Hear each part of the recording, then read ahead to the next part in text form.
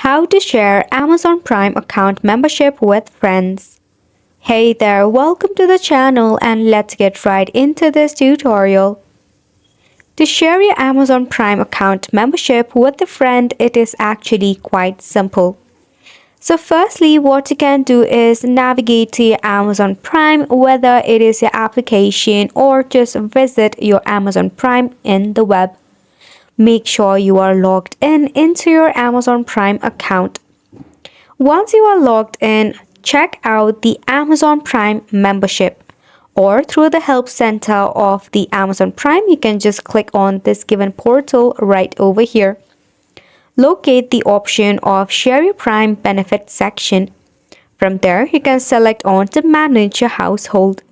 You will have to enter the name and email address of the person you want to share this benefit with.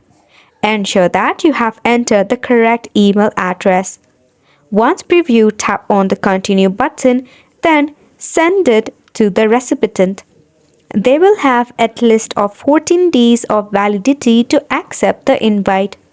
Once it has been accepted, Amazon Prime will notify you about it. So this is how you share your Amazon Prime account membership with friends. Hopefully this was helpful to you. Thank you so much for tuning in.